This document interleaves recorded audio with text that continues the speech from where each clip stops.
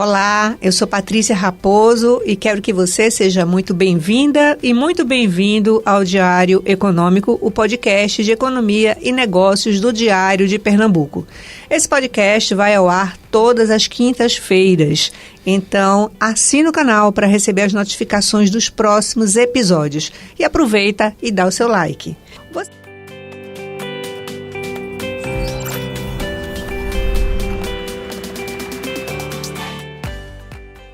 Você sabia que o Recife tem o maior corpo consular do Nordeste? Pois é. Aqui nós temos 43 cônsules, ou 43 consulados. E esse será o tema de hoje da nossa conversa aqui no Diário Econômico. Fica comigo para você saber mais sobre esse assunto e entender como essa presença tão forte dos consulados estrangeiros podem ajudar a nossa economia e, quem sabe, o seu negócio. Quem estão comigo aqui, né, no estúdio hoje é uma presença muito ilustre. Primeiramente, é a cônsul da Holanda e ela é presidente da Aliança Consular do Nordeste, Anneline van der Hoek. É um prazer enorme lhe receber aqui. Seja muito bem-vinda, Anneline. Prazer, Patrícia, estar aqui com vocês, né, e conversar um pouquinho sobre o corpo consular, que é aqui tão presente em Recife. Ela é holandesa de nascença, veio para cá novinha, vai contar um pouco dessa história, por isso que ela fala tão bem português, já sem sotaque, mas a fisionomia não nega que ela é uma holandesa, né? Olha só para ela. Bom, quem está também comigo aqui é o meu amigo Rainier Michel, cônsul da Eslovênia, que eu já tive a oportunidade de entrevistar outras vezes aqui sobre temas. Ele fala sobre muitas coisas. Sobre outros temas, vocês podem até ver nos programas anteriores a presença do Rainier aqui. Acho que nós falamos sobre tecnologia, sobre metaverso, não foi isso, Rainier? Foi isso mesmo, sobre metaverso, diplomacia e geração de negócios. Isso aí, seja muito bem-vindo então, Rainier. Patrícia, é um prazer estar aqui também junto com a Anne, que a gente chama de Anne, que é cônsul dos Países Baixos, né? Discutindo um pouquinho do que a gente faz aqui, né? Eu acho que é interessante, acho que o teu podcast justamente traz essa visão para as pessoas entenderem o que nós fazemos aqui, o que esse corpo consular tão expressivo faz aqui. E por que tão expressivo, né? Eu acho que a gente pode, inclusive, começar por aí. São 43 cônsules, é um hub consular, não é verdade? Um hub consular. Agora, desses, quantos são cônsules de carreiras e quantos são honorários? 9 são cônsuls de carreira. Então, temos 9 consulados de carreira. E o restante são todos cônsulos honorários. O nosso grupo na Aliança Consular é composta por 26 cônsules. Então, temos aí um grupo expressivo de cônsules que fazem parte dessa movimentação aqui, desse projeto, né, que a gente iniciou há 5 anos. Na realidade, numa festa informal. Isso foi para o WhatsApp, foi crescendo e hoje temos um grupo de 26. E quantas mulheres fazem parte desse grupo? Hoje eu acredito que somos 6 mulheres. Quem são? Acho que o México ainda é uma A cônsul do México, uma cônsul, dona Yara, exatamente. Yara do B. Exato, a cônsul da Áustria, Fabiana Nunes. Isso. A cônsul, temos 2 agora, a Débora.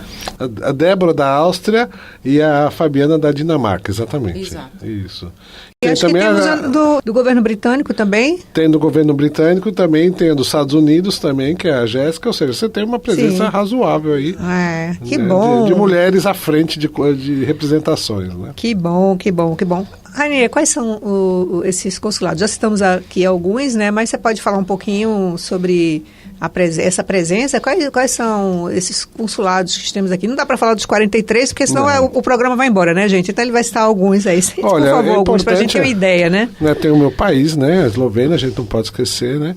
Os cônsules honorários geralmente são empresários, são profissionais liberais, pessoas que têm um destaque na sociedade civil, que são convidados a assumir essa representação, né? Dos 9 países que são de carreira, aí vocês têm geralmente diplomatas de carreira que vêm assumir o posto diplomático aqui. Normalmente passam 2 anos no cargo, podem renovar, né, também. Isso, eles vão renovando, existe essa rotatividade no corpo consular. Vou pegar 2 exemplos que eu acho que são muito importantes, né, do corpo consular. Você tem o consulado americano, que está há mais de 250 anos aqui em Recife, e o da Alemanha mais de 150 anos, né?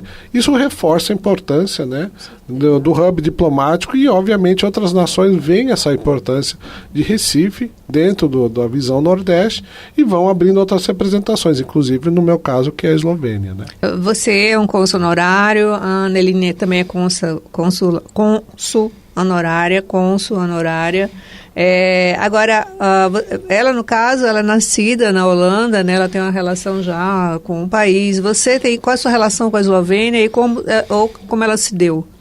Veja, depois da minha pesquisa genealógica, eu acabei verificando que eu tenho até parentesco, enfim, na região ali da Eslovênia, da antiga Iugoslávia.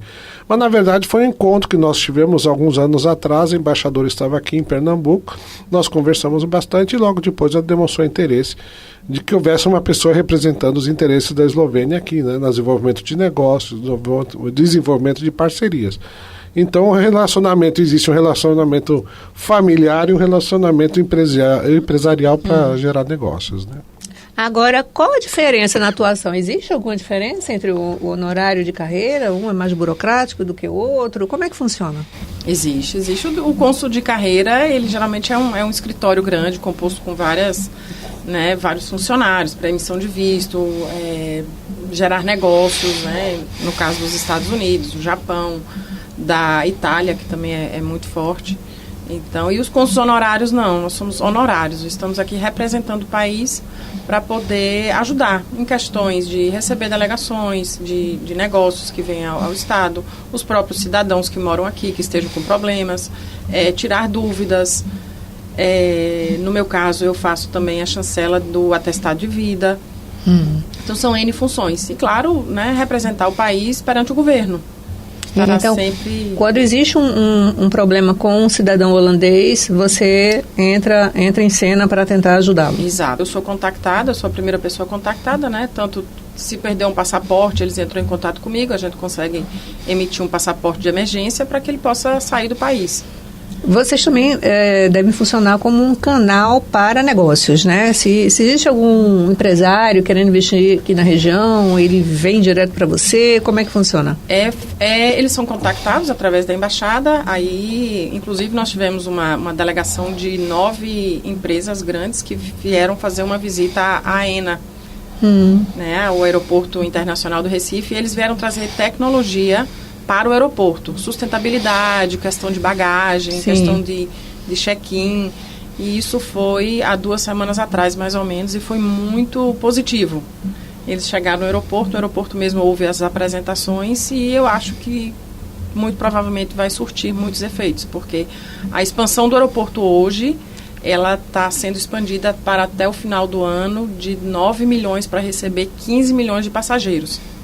Então, existe aí um trabalho sendo feito que eu acho que vale ressaltar que o Estado deve ter bons olhos para isso, porque precisamos não somente dos passageiros, mas a gente vai precisar de infraestrutura, segurança, saúde, né, boas rodovias. Então, temos muitos holandeses aqui, Aneline?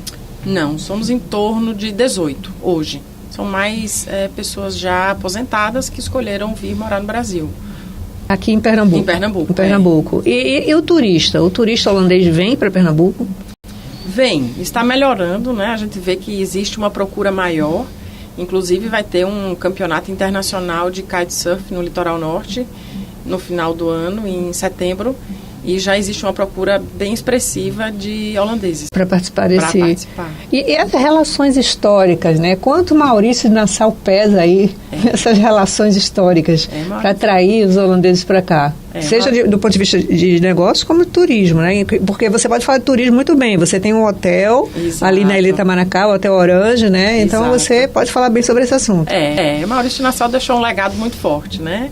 Eu, coincidentemente, estou ao lado do Forte Orange, né, mas Recife e Olinda tem muito a agradecer, né, a presença de Maurício de Nassau, que eu costumo dizer que ele deixou bons frutos, deixou boas obras, né, o Recife antigo aí cheio de marcas, né, de décadas que estão ali presentes do período holandês, a sinagoga, o Forte das 5 Pontas, o Forte do Brum, enfim, muita história e muitas coisas boas que foram deixadas pelo legado holandês da época. Agora, você acha que esse legado ele é bem aproveitado sob o ponto de vista turístico? Não. Ele não poderia ser explorado mais. Existem tantas formas de se fazer turismo. Eu digo sempre que 10 pequenas ações formam um grande resultado. Então, pequenas reformas, pequenas apresentações, a forma de levar isso para o turista para fora, não só para a Holanda, mas para toda a Europa, para todo o mundo, seria dar mais visibilidade a isso. Essa história, né? Como Exato. os holandeses ajudaram a construir esse estado aqui, né? Exato. O Recife Antigo é prova disso, né? Que era um istmo muito estreito e foi se alargando e foi se construindo e foi se trocando, né? A história do boi voador da época de Maurício de Nassau, né? Que ele queria terminar a ponte sem verbas, então ele fez o boi voar para conseguir, né, dinheiro para concluir a construção de uma ponte que hoje ainda é a ponte que existe, né? Verdade. E a Eslovênia? Como é essa relação da Eslovênia com Pernambuco, Rainha? Ela não é tão antiga quanto a Holanda, né? Como os Países Baixos, mas ela é mais recente. O consulado está no 6º ano. Né? Nós temos uma comunidade de descendentes de eslovenos mesmo, são muito poucos, eu acredito que no máximo são 2 ou 3 pessoas que nós conhecemos. Então, mas tem um legado bastante interessante, né? Você tem hoje a família Burle Marx, por exemplo, do paisagista, né? Ela tem relacionamento sanguíneo com os eslovenos que estão aqui. Então, quando você olha um jardim espalhado de Burle Marx espalhado por Recife, você também tem uma herança aí eslovena que é muito pouco conhecida, muito pouco pesquisada. Mais recente, nós tivemos um trabalho bastante interessante de um livro bilíngue, né? Em português e esloveno, inclusive com ilustrações com Pablo Borges, né, que está sendo hoje utilizado na rede municipal aqui de Recife. Então é um trabalho muito interessante, muito legal, de forma bilíngue, para trabalhar as duas culturas. Então você pega uma história eslovena com toda a criação de visual, né, com uma raiz, com DNA pernambucano, nordestino do livro. Então você tem várias ações também. O que determina a abertura de um consulado? Seria um consulado oficial, quando o cônsul é de carreira, é assim que chama? Como é que chamam? O consulado honorário, o cônsul é honorário, mas é chamado de consulado. Mas assim, né? A presença física do consulado, porque nesse caso a de vocês é uma presença virtual, não é isso? O consulado honorário é uma presença... tem estrutura física desse consulado? Tem. A gente tinha um escritório físico aqui em Recife, né? Até antes da pandemia. E com a pandemia eu levei o escritório para Itamaracá. Então o escritório é lá, porém a gente faz todos os atendimentos presencialmente aqui em Recife. E o que é que determina que ele possa se tornar que você possa se tornar uma cônsul de carreira? São as relações econômicas? O que é exatamente que contribui para isso? Uma cônsul de carreira, eu acho que não seria o caso, porque só existe hoje a embaixada em Brasília e as representações mais fortes são São Paulo, Rio de Janeiro e Porto Alegre. Então, aqui no Nordeste, a minha jurisdição é Pernambuco, Alagoas e Paraíba. E aí temos Rio Grande do Norte, mais uma colega cônsul, Ceará, outra cônsul, e somos 15 cônsuls no Brasil todo, né, da Holanda. E até uma particularidade que eu queria dizer, que houve uma reivindicação do povo holandês há mais ou menos uns 5 anos atrás de não ser mais chamado país de Holanda. Porque a Holanda é um distrito, Holanda do Sul e Holanda do Norte. Não seriam os Países Baixos. Sim, Países Baixos. Sim. Então hoje assim, tudo é voltado para a mudança, até a logomarca, né, que eram as tulipas, foram mudadas e hoje é Países Baixos. Inclusive, há alguns dias atrás, um ministro dos Países Baixos esteve no Ceará para assinar um protocolo para a instalação de hidrogênio verde, alguma parceria de hidrogênio verde com o Porto de Pecém, e Pecém se tornando, na verdade, a criação de um corredor de hidrogênio verde. Exato, que eles estão fazendo entre o Ceará e os Países Baixos, né? Para poder explorar esse mercado. Como vocês observam essas movimentações econômicas? De que forma os governos eles têm se comportado diante das oportunidades que os consulados oferecem nesse sentido, como aproveitou muito bem o Ceará, fazendo esse relacionamento lá com os Países Baixos? Patrícia, eu sempre gosto, e você colocou muito bem, a gente trabalha com boas práticas, né? Cada estado tem a sua estratégia, assim como os nossos países têm as suas estratégias.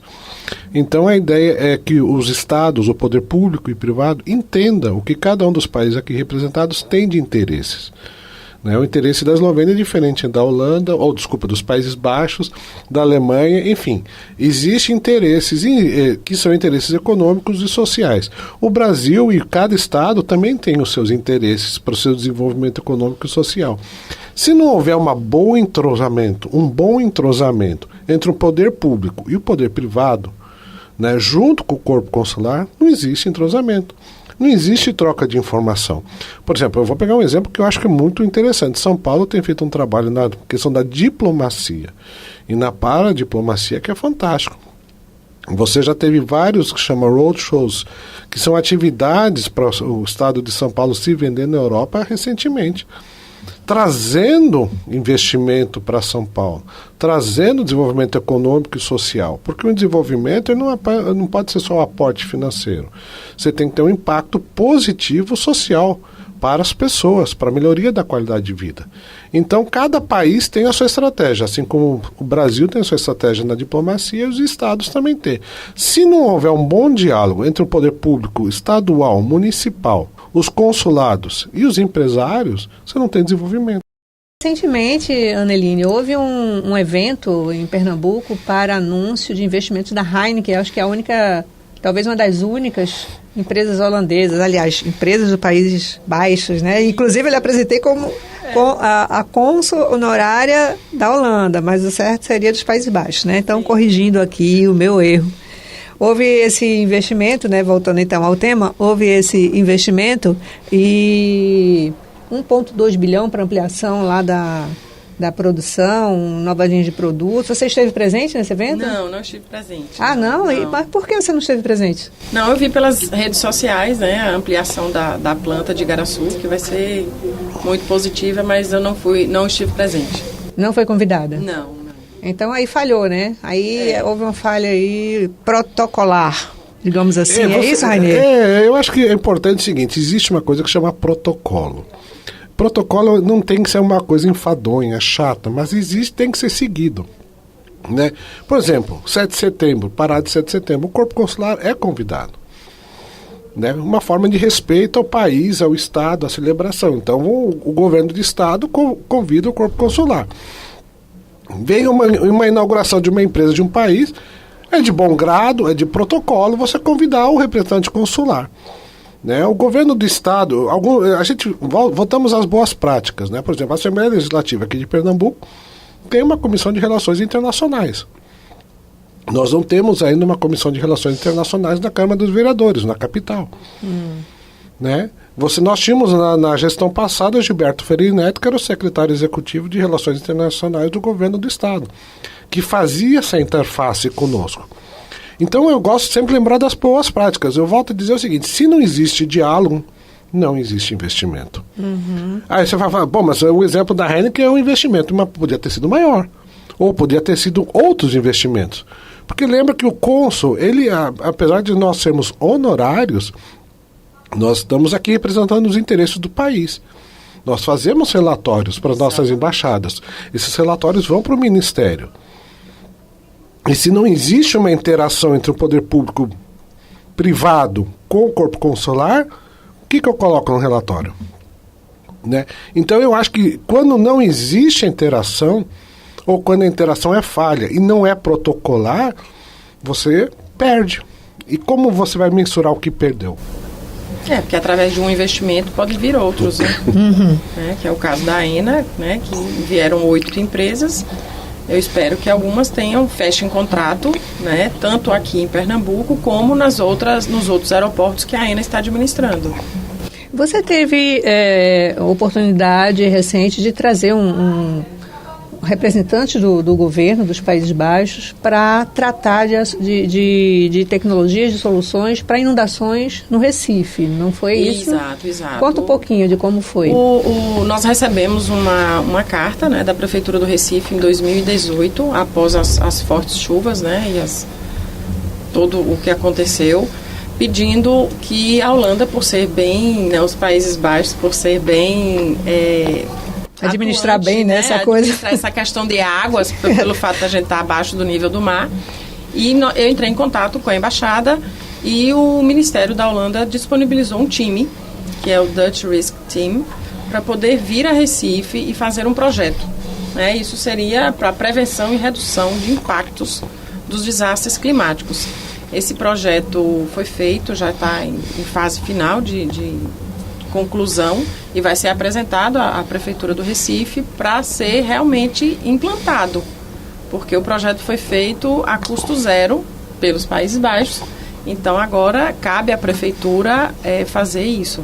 E diante disso, o Estado demonstrou muito interesse, a governadora, para poder implantar também esse projeto de redução de riscos climáticos, né, os morros que tem, as fortes chuvas, né, os alagamentos que Recife sofre tanto, para puxar isso também para a região metropolitana. É interessante como essa questão climática tem chamado a atenção recente dos governos, né? Depois dos últimos episódios aqui no Brasil, nos últimos 2, 3 anos, né, esses grandes desmoronamentos, alagamentos, Exato. Mortes, parece que o poder público realmente começou a olhar com mais seriedade para esse assunto, né? Que bom, então, que isso avançou.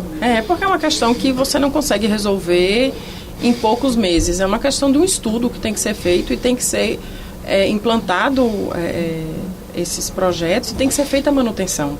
O que a gente percebe muito aqui é a falta de manutenção, né, nos canais, nas drenagens, na prevenção de muita coisa que pode ser feita para evitar desastres climáticos.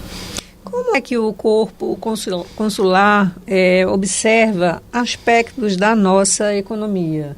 Por exemplo, nós temos aí uma ferrovia que volta à pauta de discussão, a Transnordestina, há quase 2 décadas tentando ser implantada e não sai do papel. Nós temos o arco metropolitano, que ajudaria não só empresas, mas também o turismo, beneficiaria o turismo, né? Tem os aspectos positivos também. Nós temos aí polos bastante desenvolvidos e em crescimento, como o litoral sul com o Suape, o litoral norte com a Stellantis, né? Como vocês observam isso? Patrícia, veja, até retomando um pouquinho da última pergunta, a questão do poder público, eu não posso deixar de mencionar que a vice-prefeita Isabela Rodão, ela hoje ocupa justamente um cargo de coordenação das relações internacionais. Isso é muito importante, né? Então, veja, todo o planejamento estratégico de uma cidade, ele tem que ser informado ao corpo consular. Porque eu volto a dizer o seguinte, cada país tem a sua estratégia. Eu não sei qual é a estratégia de Pernambuco ou de Recife se ela não for apresentada para o corpo consular. As federações de indústrias, associações comerciais, da mesma forma, se tem estudos, devem apresentar para o corpo consular, porque eu vou mandar isso para a minha embaixada, a embaixada manda para o ministério e faz o trabalho dela. Agora, se esses estudos, esses trabalhos não são divulgados, não são apresentados, nós não temos argumentos, né? Porque daí o que acontece? O investimento só vai acontecer quando você tem uma junção dessas duas informações. E informação é tudo, né? É importante até, porque como empresário a gente também montou, alguns anos atrás, 5 anos atrás, um think tank, um grupo de estudos chamado IPERID. O IPERID fez um estudo e na época do debate dos prefeitos, aí eu estava como presidente do IPERID, na época do debate para a Prefeitura de Recife, nós colocamos que a Prefeitura, para os candidatos, deveriam designar alguém dentro da Prefeitura para fazer essa interface. E aí eu tenho que dar o mérito que o prefeito atual, João Campos, entendeu esse questionamento que nós fizemos nesse debate e designou a vice-prefeita. Então, veja, foi um trabalho de construção entre o poder público, o IPERID, né, o corpo consular, que trouxe essa demanda, né, para os prefeitos, na época candidatos. Então, e isso eu tenho que dizer, nesses debates foi a primeira vez que a gente colocou as relações internacionais no debate. Que falta, por exemplo, nos candidatos. Entendeu o seguinte, quando você for eleito, não importa quem, nós estamos falando de candidatos, o que você vai fazer nas relações internacionais e na diplomacia? Porque um prefeito falando algo, um governador falando algo, um presidente falando algo, impacta no comércio, impacta nos investimentos. Tem, falando a favor ou positivo, então, ou negativo, ele tem que entender que ele tem um impacto. Então, as relações internacionais de diplomacia não é só festa nacional do meu país ou só a presença consular. Ele implica investimento. Então, o prefeito, o governador, tem que entender que o papel dele é fundamental de atração de investimento. E isso só vai acontecer quando houver uma interação muito bem feita com o corpo consular, entre as mais de 43 representações que estão aqui, Patrícia. Já estou entendendo que esse namoro não está muito amarrado, né? Tem que amarrar melhor aí. Eu sempre digo que existe campo para melhoria, sempre existe campo para melhoria. E o corpo consular, com certeza, está aberto a isso. Tá, mas voltando para a minha pergunta sobre economia, não é? Como é que vocês avaliam, então, essa economia de Pernambuco, no sentido, não estou nem falando da relação direta com eles, tá? É como vocês avaliam a condução da economia de Pernambuco, do Brasil, como é que vocês estão olhando para isso, para essas oportunidades que existem aqui, esses projetos, se estivessem em curso, poderiam estar trazendo um olhar mais interessante do país, de vocês, para aqui, para a região? Arco metropolitano, ferrovia, logística, né? Ela tem impacto diretamente no turismo, no comércio exterior, né? Nós temos dois portos, né? De Sergipe e Suape. Suape é um porto muito importante, recebe barcos ou navios Panamex que cruzam o canal do Panamá o Novo, né? Agora é o seguinte, você tem que ter como escoar essa produção, né? Você tem que ter políticas tributárias interessantes. Enfim, eu acho que existe um campo muito grande. Pernambuco é um grande exportador de commodities, né? Ele poderia estar importando e exportando mais produtos, e é importante agora a gente também entender o que Pernambuco vai investir, o que vai fazer para a gente trabalhar com a matriz do nosso país. Então eu acho que existe um campo muito bom para crescimento, com os dois portos, mas realmente a logística ainda é um gargalo. Uhum. A gente perde para a PECEM, né? Muito. Perde muito. Como ela impacta você, tua vida, a empresária? Arco metropolitano seria muito interessante para você. Arco metropolitano seria, assim, um desafogamento do trânsito, né, para o litoral norte. Tanto para as cidades, para a população, que sofre muito, né, porque são Recife e Itamaracá são 50 quilômetros, então geralmente é 1h30, 1h40. Porque existem muitos caminhões da Fiat, caminhões de todas as cervejarias, querendo ou não, Hemobras também. Então, todo esse escoamento para Suape é feito pela BR-101 e passa por Igaraçu e Abreu e Lima. Então, a gente sente ali que o gargalo atrapalha. O turista, ele deixa de ir por conta do tempo que ele passa em trânsito. O transfer é muito longo. Então, a gente precisa fazer essas melhorias para poder o Estado desenvolver. Como o Ranier disse, a logística, infraestrutura do Estado, ela precisa ser realmente muito implementada. Quando você fala o turista, você está falando de agências de receptivo que evitam levar para lá para que esse turista não perca muito tempo? Ou é o próprio turista que já sabe, já está informado e que já está orientado a não ir? Eu acho mais que assim, é um empecilho para ir. Não é que deixa de ir, mas assim, se torna um fator que dificulta, né? Tipo, eita, eu vou passar tanto tempo no trânsito, então vou escolher outro destino, né? E a falta também de implementação dos próprios equipamentos. Aí eu falo da Ilha de Itamaracá, que é o próprio peixe-boi, que está fechado já há 7 anos. É um equipamento do ICMBio, do governo federal. Existe a parceria entre a Impetur, que cedeu a área para o ICMBio. Lá hoje nós temos 14 peixe-bois. Então, assim, é um projeto belíssimo, mas que precisa ser desenvolvido para a abertura do turista. Da mesma forma, o Forte Orange. O projeto Peixe-Boi está fechado para o turista? Está fechado para o turista. Foi aberto durante muito tempo, né? Foi, muitos anos ele foi aberto e há 7 anos ele está fechado. Interromperam a parceria com a Petrobras e o ICMBio, e a ONG que estava lá encerrou as atividades. E por isso está fechado. É uma pena, né? Você tem um atrativo desse ali e não poder explorar, né? E como está o Forte Orange? O Forte Orange está aberto, a prefeitura que tem a gestão, mas pode ser implementado. Temos peças que foram escavadas em 2003 pela arqueologia, que houve uma parceria entre o Brasil e os Países Baixos. As peças estão guardadas porque falta incentivo de se fazer um museu.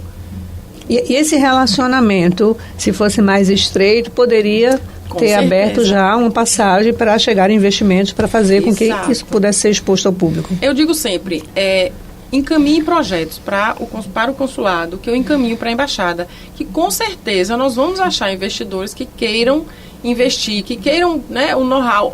A vontade é muita de se expor as peças, mas a gente precisa ter um investidor ou uma empresa, né, que venha a gerir esse negócio. Então, na época, até Gilberto Freire era secretário de Cultura, eu estive lá, nós conversamos sobre isso, mas precisa vir um projeto ou do Estado ou da empresa privada, de quem quer que seja, para se montar algo que beneficie o público, né, os turistas. Tem um aspecto que é importante também, o aspecto da segurança, né, Patrícia? Qualquer projeto turístico tem que envolver a questão de segurança do turista. Isso ainda assusta muito turista estrangeiro, né? Você As tem o notícias Recife. do Brasil assustam muito, né? Você teve duas notícias recentes, né? Infelizmente, de turistas argentinos, e teve um casal alemão também no Recife Antigo, e no caso de um deles chegou a óbito. É verdade. Então, veja, esse tipo de notícia é terrível. Eu assim, qualquer notícia, qualquer estratégia para melhoria, por exemplo, do Recife Antigo, eu não sou um expert, mas isso é o que a gente vê mundialmente, ele precisa ter segurança como número 1. Né? Se o turista tem segurança, ele vai. Ele anda à noite, anda de madrugada, o barzinho abre, o boteco, as atrações, elas acontecem. Mas se não tem segurança, ele não adianta discutir melhoria viária, andar 30 quilômetros, 50 quilômetros, melhorar, não vai buscar. Não consegue. E veja, a gente também é questionado às vezes pela nossa embaixada. Olha, como é que está a questão turística? Os Estados Unidos frequentemente lança alertas ou avisos de regiões que pode e não pode ser visitado. É verdade. Então, e Recife já entrou nesse já alerta. Entrou, quer dizer, então, o que às vezes me impressiona é às vezes que o poder público tem que estar alerta a isso com os consulados para quebrar essa imagem, né? Volto a dizer, segurança, tem a questão de logística, tudo, mas sem segurança não vai vir o turista. Né? Ver um turista de um cruzeiro, desce aqui, gastou muito dinheiro, quer conhecer o Recife Antigo, que é muito bonito, apesar de ter muitos lugares de melhoria, né? Você vai hoje em Buenos Aires, mesmo com a crise da Argentina, no Porto Madeiro, foi ressuscitada a região portuária, né? A maioria das capitais do mundo tem um cenário, ou seja, um aquário. Nós somos um estado com uma região marítima riquíssima e não temos um aquário. Olha, você falou uma coisa agora que eu vivo me perguntando. Por que não se fez ainda do limão à limonada? Por que não se fez ainda um aquário mostrando os tubarões? Nós temos tubarões aqui. Vai servir para alertar as pessoas que existe risco de entrar no mar e vai ser uma atração turística de outra forma em terra. Vem pra cá, fica na terra, que aqui você tem... Você vai pra Sydney, você tem aquário com tubarões, você mostra o risco. Veja, essa é uma cidade que... Imagina um aquário. O que não estaria de turismo pra cá? Nós temos um litoral relativamente pequeno. Então, do norte ao sul do Recife, se tem particularidades belíssimas, né? O litoral norte ele é muito favorável ao esporte náutico. É maravilhoso para o esporte náutico. Então, assim, isso deveria ser muito explorado. O mergulho, o kitesurf, as escolas de vela.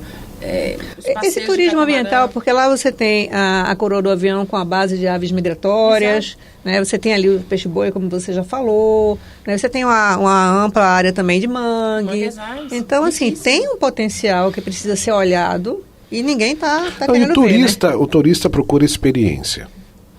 Veja, praias bonitas nós temos em muitos lugares do mundo para competir conosco. Né? E a gente vende o Estado. A gente, como representante consular, a gente vende o Estado. Mas o que acontece? Esbarra em algumas questões. A questão da logística, do acesso, da segurança. Mas o turista quer uma experiência diferenciada. Ele quer conhecer o mangue, vivenciar o mangue, ver um peixe-boi. Isso que ele procura. Você entendeu? Não adianta só fazer um voo, né, com drone mostrando a beleza. A gente sabe da beleza. Não adianta só uma praia bonita, porque a pessoa não vai ficar lá 12 horas, né, quarando no sol. Cultura. Vai querer fazer outras coisas, né? Outro dia eu vi uma coisa muito interessante, sem demérito aos nossos amigos argentinos, mas uma análise, eu não sei quem falou, mas a Argentina tem 2 grandes ritmos, o tango e um outro. Aí ele falou, poxa, Pernambuco tem mais de 26 ritmos. Deveria ser explorado. Deveria ser explorado. A cultura aqui de Pernambuco é riquíssima. Maracatu, né? Samba de roda, ciranda, forró, coco, vai, baião. Exato. Tem material em inglês? Tem material em outras línguas para vender? Nós temos que vender isso, né? E o turista gera renda, né, Rainê? Porque é estatisticamente comprovado que um turista ele gera 6 a 7 empregos diretos, entre diretos e indiretos. Então, o turista ele sustenta muitas famílias, né? A sustentabilidade ela é essencial aí, né? Porque o turista vem, ele compra uma água de coco, ele compra um picolé, ele está num hotel, ele faz um passeio de catamarã, ele usa um Uber, ele vai num restaurante, ele vai num shopping, ele faz um mergulho, enfim. Olha só, quanto dinheiro ele já deixou só nisso que você falou. Em cada item que eu citei. Mas se não houver o diálogo, se a gente não sentar com as partes interessadas, com o poder público, com o privado, para que a gente possa ter essas informações, veja, em São Paulo, vamos pegar boas práticas, existe um encontro anual entre o governo do estado e o município da capital de São Paulo, com todo o corpo consular. Não é com alguns, é com todos. Os governadores costumam ir aos eventos que vocês fazem?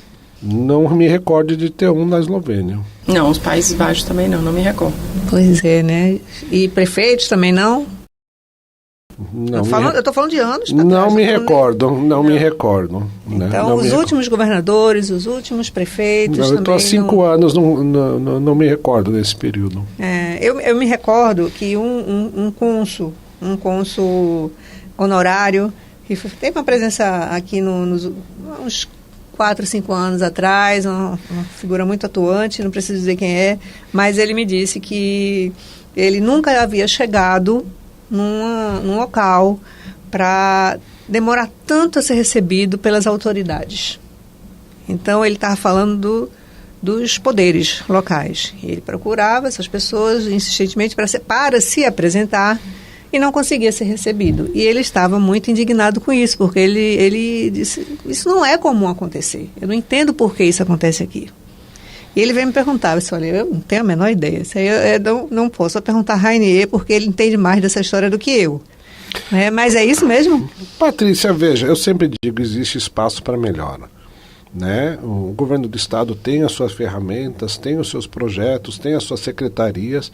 Eu acho que seria muito salutar para o desenvolvimento econômico do estado, pelo menos 2 encontros anuais com todo o corpo consular, não com alguns, com todos. Porque ela vai escutar o governo, a governadora, o prefeito, seja quem for, vai escutar, ok, cada país você já leva. Olha, a Eslovênia tem essa área de interesse de investimento. Os Países Baixos têm esse investimento. E aí nós vamos escutar do poder público, do executivo, olha, Pernambuco tem essa visão estratégica para os próximos 4, 5 anos. Recife tem essa visão estratégica. O que eu vou fazer com isso? Eu vou pegar esse documento, vou mandar para a minha embaixada e fazer o encaminhamento. Mas eu não tenho nada para encaminhar no momento. E eu gostaria muito, porque a gente está aqui, precisa apoiar o desenvolvimento e apoiar também a Eslovênia dentro do desenvolvimento. Mas eu preciso ter um documento, eu preciso ter uma informação, eu preciso ter um planejamento estratégico, ter uma visão de futuro. Uhum. Eu preciso ter algo, né? Bom, vamos agora falar de coisa boa. Vamos falar da Aliança Consular que vocês fundaram. E eu queria que vocês contassem um pouco dessa história e como é que a Aliança tem atuado, né? Acho que já são 5 anos por aí, mais ou menos. Exato. 5 anos, né? Numa reunião informal, surgiu um grupo de WhatsApp e hoje somos 26 cônsules, né? Então, Rainier, né, tem mais propriedade, ele foi o primeiro presidente da Aliança Consular, né? Eu estou sucedendo aí a presidência. Veja, é importante. O que acontece? Nós, como representantes consulares, precisamos conversar entre nós. Né? Porque às vezes você tem uma informação, um contato necessário e a gente faz essa troca no grupo, né? E a aliança surgiu justamente para isso, para ver essa troca de informações, né? Apoiar um ao outro, né? Porque nós temos uma estrutura muito menor, os consulados, né? Então a aliança surgiu justamente para isso. Agora, um projeto, né, Anny, que eu acho que a gente tem muito orgulho, perdão, é a Sala das Nações, a Sala das Nações na Associação Comercial de Pernambuco, que nós inauguramos ano passado, né, um espaço lindo, maravilhoso, e está sendo justamente para receber os embaixadores, ministros. É onde vocês se reúnem. Também nos reunimos, além dos nossos almoços, e é um evento, é um local que recebe eventos da área de diplomacia, no Marco Zero, num prédio histórico, numa entidade histórica, a segunda mais antiga do Brasil, a Associação Comercial de Pernambuco, e ela cumpre essa função. Quer dizer, isso foi um projeto da Aliança, que justamente para receber representantes diplomáticos, membros do parlamento dos nossos países, empresários, para gerar desenvolvimento econômico em Pernambuco. A relação com os poderes executivos não estão muito dentro do padrão ideal, mas e com o empresariado? Como é que o empresariado já despertou também para o potencial que a presença de vocês oferece para os negócios? Não. Eu também acho não. que existe novamente um campo bastante grande. O empresário, que eu acho que tem que entender que a gente representa um país, né? E esse país tem as suas estratégias e tem vários grupos de interesse de empresários nos nossos países.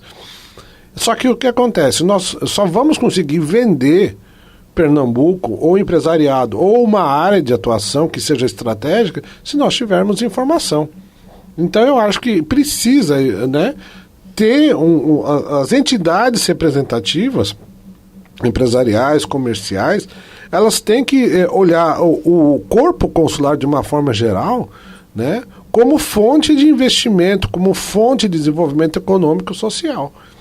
Mas nós só vamos poder apoiar, porque eu também não posso chegar e bater na porta de tal entidade. Olha, vamos fazer negócio? Não. Né? Novamente, eu represento um país, né, como cônsul. Então, o que acontece? O que a gente vê em outras praças e boas práticas, entidades empresariais, associações comerciais, elas se reúnem com periodicidade com o corpo consular, passam as suas informações e aí começa uma troca. Eu volto a dizer, não é por um impulso. Eu vou me reunir. Não, existe uma agenda de trabalho. Aí você pode trabalhar com países da União Europeia, países africanos, países da América Central. Cada entidade monta a sua estratégia. Não, essa área de atuação dessa entidade empresarial interessa mais, por exemplo, a África. Ela se reúne com o corpo consular dos países africanos. Então, existe um espaço muito grande que não é trabalhado, né? Eu não posso ir bater na porta de todas as entidades, olha, vamos fazer um negócio? Não é assim. Na verdade, as entidades deveriam entender melhor e existe um espaço bastante grande. Nós estamos chegando ao fim aqui do nosso programa e, antes de finalizar, eu queria saber se existe alguma área específica da economia pernambucana que desperta mais interesse assim, para os países de vocês. Veja, acho que Suape hoje é o que está no highlight, né, dos Países Baixos. Inclusive, a dragagem de Suape foi feita pela uma empresa holandesa, né? Vai ter uma segunda etapa dessa dragagem, que eu já soube. Então, a gente espera que haja mais investimentos, né? Só voltando que existe, sim, uma segunda empresa, me lembrei agora, holandesa, que está vindo, que é a dos containers. Que ela vai vir, que é uma parceria com uma empresa dinamarquesa. A APM Terminals? Isso, a APM Terminals é uma empresa, é um braço da Hamburg Sud, né? Que é dinamarquesa, né? Então, elas estão em parcerias, compraram uma área muito grande em Suape, então vão começar. Então, acho que esse é o gatilho para se começar a desenvolver mais essa área de Suape, e talvez a gente conseguir, né, mais parcerias com o Porto uma oportunidade Roterdã, de né? aproximação, né? Uma maior oportunidade. E o seu país? Olha, você andou fazendo os eventos de tecnologia, né, recentemente. Tecnologia, energias renováveis e hidrogênio líquido, né? Eu acho que o mundo hoje clama por energia, novas fontes de energia. O Brasil sempre esteve à frente, né, com etanol, inclusive, com biomassa. Então eu acho que o Brasil tem muito a contribuir na discussão da energia renovável. A Europa ainda é dependente do carvão, E o etanol, como você falou, ele entra como componente da transição energética para o hidrogênio verde, né? Exatamente, né? E não é só o etanol, você tem toda a biomassa que é gerada, né, pelo cultivo da cana, que pode ser revertida, inclusive, como crédito de carbono. Então, veja, Pernambuco tem um potencial enorme, mas potencial não faz negócio, né? O potencial tem que se tornar negócio. Então, veja, a gente tem que sair da discussão de potencial para a realização. Pernambuco tem esse potencial, né? Tem um porto interessante, tem um porto competitivo, nós temos matéria-prima competitiva, nós temos matriz energética para ser desenvolvida em termos de investimento, né? Mas temos que melhorar esse diálogo. Eu acho que existe um campo bastante grande e Pernambuco pode, né, ocupar esse espaço facilmente. Perfeito. Então, eu gostaria de agradecer a Anneline van den Hoek. Obrigada. Muito obrigada pela sua presença, a cônsul honorária dos Países Baixos, agora eu falei certo. Muito obrigada pela sua presença, um prazer receber você aqui, Anneline. E deixo as portas abertas para uma outra oportunidade, quem sabe a gente traz boas notícias, né? Vamos esperar aí que esses investimentos que estejam chegando possam trazer mais oportunidades, né? Sim, eu que agradeço, né? Vamos aí fazer mais parcerias e trazer o desenvolvimento, né, sustentável, econômico, turístico, né? Todos os aspectos para o nosso estado, que eu considero hoje nosso estado, meu estado, né, Pernambuco. Isso aí. E agradeço também ao Rainer Michel, o cônsul honorário da Eslovênia, pela presença dele aqui mais uma vez no Diário Econômico. Patrícia, é sempre um prazer. A Anne, nossa presidente da Aliança, também conhece muito, sabe desenvolver o Estado, sabe vender o Estado, e nós também, com a Eslovênia, estamos fazendo, aliás, uma parceria muito interessante, acadêmica, com o Grupo C nacional, né, de intercâmbio, de internacionalização, ou seja, existe muito para ser feito. Precisamos ser estimulados a tal. Eu agradeço, parabenizo o seu podcast, na verdade, como sempre, estamos à disposição. Antes de encerrar, eu queria chamar a atenção aqui para um ponto que a Anneline van der Hoek trouxe, ela falou durante a nossa entrevista, ela falou, nós estamos abertos a projetos. Então, muitas vezes, o que falta é um projeto, um bom projeto para fazer com que as coisas aconteçam. Acho que foi um recado importante que ela deixou aqui, junto com o Rainer, e agradeço muito a eles, agradeço você também por ter nos acompanhado até aqui. Não esquece, assina o canal, dá o seu like, e nós vamos nos ver nos próximos episódios. Até a próxima!